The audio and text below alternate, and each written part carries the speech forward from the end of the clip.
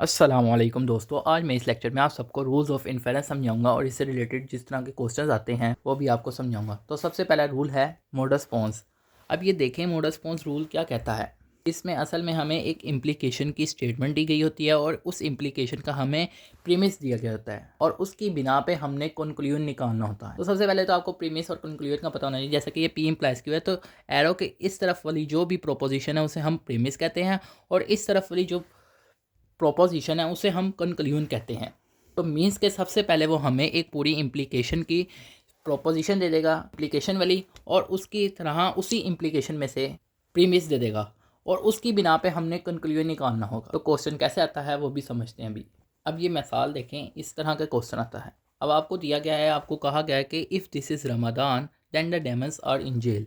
मतलब कि अगर ये महीना रमज़ान का है तो इसमें शयातीन को जकड़ दिया जाता है, मतलब कि कैद कर दिया जाता है। अब अगर हम इसे ए पी इम्प्लाइज क्यू की फॉर्म में रिप्रेजेंट करें, मीन्स के यूँ, तो फिर हम कहेंगे कि ये जो है स्टेटमेंट ये भी पी ही को डिनोट कर रहा है ऊपर के मुताबिक। तो इस तरह की हमें एक स्टेटमेंट दी होगी और इस तरह हमें उस स्टेटमेंट की प्रीमिस दे देगा, तो हमने उसका कंक्लूजन निकालना होगा। तो तब ये लिखा हुआ है, इसी स्टेटमेंट के मुताबिक हमने देखना है कि क्या लिखा हुआ है, दिस इज़ रमदान। तो इसका कंक्लूजन क्या है, then the demons are in jail. तो हम यहाँ पे फिर इसका कंक्लूजन लिख देंगे देयरफॉर में, क्योंकि ये जो सिंबल है आपने मैथ में पढ़ा होगा कि इसे देयरफॉर कहते हैं। तो ये आंसर जो है ये हमने देयरफॉर में खुद लिखना होगा। या आपको एमसीक्यू टाइप इस तरह आ सकता है कि अगर आपको पी इम्प्लाइज क्यू दिया है और इस तरह पी दिया है तो देयरफॉर में हम क्या लिखेंगे, हम लिखेंगे क्यू। तो इस तरह भी क्वेश्चन आ सकता है या इस तरह भी पूछा जा सकता है। और ये भी पूछा जा सकता है कि अगर पी इम्प्लाइज क्यू हो, हमें पी दिया गया हो और हमारा आंसर क्या आएगा, या ये पूछ सकते हैं कि ये जो रूल है ये इसका नाम क्या है। तो इसका नाम है मोडस पोंस। अब इसी से सिमिलर एक और रूल है, इसे कहते हैं मोडस टोलेंस। तो सिंपली इसे बस यूँ ही याद रखना है कि जो हमारा कंक्लूजन है, अगर हमें इस तरह कोई भी स्टेटमेंट दी गई है और उसका हमें प्रीमिस बताया गया है तो हमने उसका कंक्लूजन में सिर्फ कंक्लूजन लिख देना है, मीन्स के कंक्लूजन वाली स्टेटमेंट। अब ये मोडस टोलेंस में क्या हो रहा है कि हमें पी इम्प्लाइज क्यू इसी तरह एक इम्प्लीकेशन वाली कोई भी स्टेटमेंट दे देंगे और हमें जो कंक्लूजन है उसका नोट दे देंगे, मीन्स के कंक्लूजन की निगेशन दे देंगे, कहेंगे कि देयरफॉर में बताओ। इसको हम एक और तरीके से सॉल्व कर सकते हैं। जैसा कि हम जानते हैं कि कोई भी इम्प्लीकेशन जो है वो अपने कॉन्ट्रा पॉजिटिव के इक्विवेलेंट होती है। तो मैं पी इम्प्लाइज क्यू की जगह इसकी कॉन्ट्रा पॉजिटिव फॉर्म लिखूँ तो वह भी लिख सकता हूँ। मीन्स के यूँ मैंने इसकी जगह इधर इसकी कॉन्ट्रा पॉजिटिव फॉर्म लिख दी और नीचे वही वाली जो हमारे पास प्रोपोजिशन है वो उसी तरह लिखी रही। अब जैसा कि मैं मोडस पोंस के रूल में आपको बता के आया हूँ कि अगर हमें कोई भी प्रोपोजिशन दी गई हो और अगर हमें उसका प्रीमिस गिवन हो तो हम उसकी बिना पे कह सकते हैं कि इसका कंक्लूजन जो है वो ये वाला नेक्स्ट है, नेक्स्ट प्रोपोजिशन। तो मीन्स के अगर मैं इस चीज़ को इस तरह रिराइट करके रखूँ तो इसका फाइनल आंसर जो होगा नॉट पी होगा।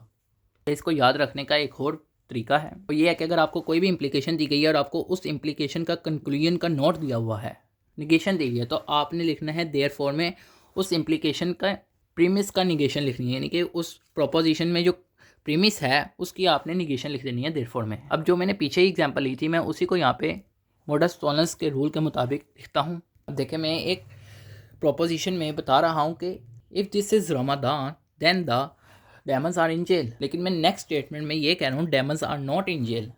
तो मैं सिंपल लॉजिक लगा के भी यूँ कह सकता हूँ कि अगर डेमन्स जो हैं वो अगर शयातीन जो हैं वो अगर जेल में नहीं है, यानी कि अगर वो बंद नहीं है, तो हम कहेंगे फिर ये महीना रमज़ान का नहीं है, क्योंकि रमज़ान के अलावा वो हर महीने में आज़ाद होते हैं, सिर्फ रमज़ान में वो बंद होते हैं। तो मैं सिंपली लॉजिक के मुताबिक भी यहाँ पे यही कह सकता हूँ कि फिर ये जो महीना है, यानी कि अगर रमज़ान में ही जेल में बंद होते हैं, जेल कह रहा हूँ यानी कि कैद में, और नेक्स्ट स्टेटमेंट में अगर ये कह दूँ कि वो जेल में नहीं है या कैद में नहीं है, तो फिर ये महीना रमज़ान का नहीं है। तो चाहे आप इस तरीके से याद कर लें, चाहे आप इस तरीके से कर लें, ये बहुत ईजी रूल्स हैं। अब नेक्स्ट रूल जो है उसे हम कहते हैं हाइपोथेटिकल साइलोजिज्म, या इसे ट्रांजिटिव भी कहते हैं।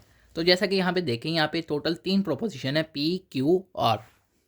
क्यू सेम है, तो इसका क्या मतलब है, इसका मतलब ये है कि P इम्प्लाइज Q भी अगर ट्रू है, इसी तरह Q इम्प्लाइज R भी ट्रू है, तो हम ये कह सकते हैं, हम इसकी बिना पे ये कंक्लूजन निकाल सकते हैं कि P इम्प्लाइज R जो आएगा वो भी ट्रू होगा। मतलब कि अगर ये भी चीज़ ट्रू होगी और ये भी ट्रू होगी, दोनों का ट्रू होना ज़रूरी है, मीन्स के दोनों इम्प्लीकेशन का ट्रू होना ज़रूरी है। अगर ये दोनों इम्प्लीकेशन ट्रू होती हैं तो हमारा P इम्प्लाइज R जो है वो भी ट्रू होगा। अब ये कैसे पता चलेगा, हमारे पास एक इस तरह की इक्वेशन लिखोगे P इम्प्लाइज Q, और जो वेरिएबल होगा ना, एक जो सेम वेरिएबल होगा वो एक तरफ इस एरो के इस तरफ आएगा और एक दफ़ा नेक्स्ट प्रोपोजिशन में, नेक्स्ट इम्प्लीकेशन में एरो के इस तरफ आएगा।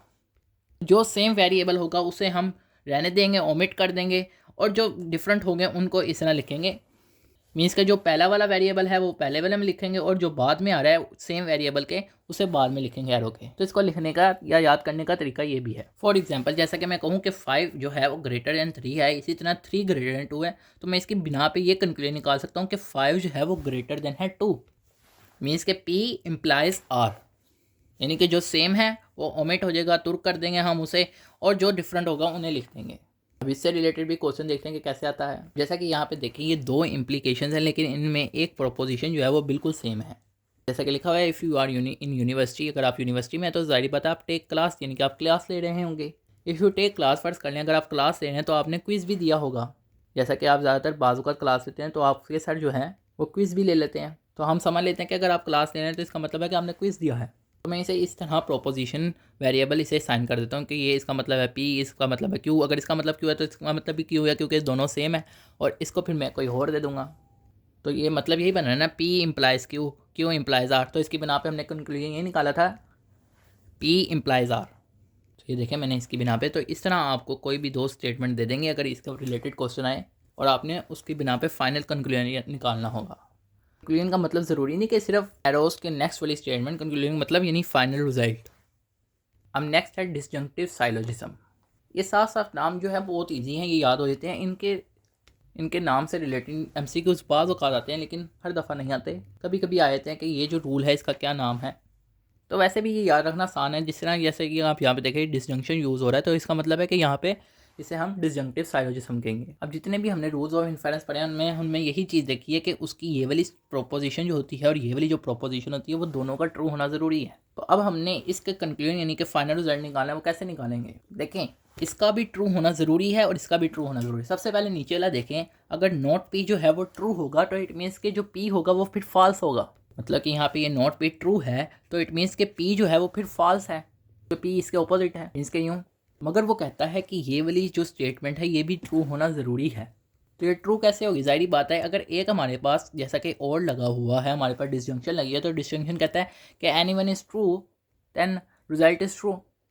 तो अब ये देखें, अगर एनीवन के मुताबिक हम इसका रूल लगाएं तो अगर ये फॉल्स है तो इट मीन्स कि हम ये कह सकते हैं कि इसका Q जो है वो ट्रू है। तो हम कहेंगे फिर इसके फाइनल रिजल्ट में जो आएगा वो Q आएगा, क्योंकि अगर ये दोनों ट्रू केस हैं तो हमने इसी की बिना पे जो नीचे वाला आंसर निकालना है वो भी ट्रू केस आना चाहिए। अब इससे रिलेटेड भी क्वेश्चन देख लेना कि कैसे आता है। जैसा कि मैं ये कहूँ कि दिस मंथ इज़ मार्च या अप्रैल, जाहिर बात है एक वक्त में सिर्फ एक ही महीना हो सकता है, 2 महीने इकट्ठे नहीं हो सकते, और ना ही कभी हो सकता है। तो या तो ये महीना जो है ये मार्च का होगा या अप्रैल का होगा।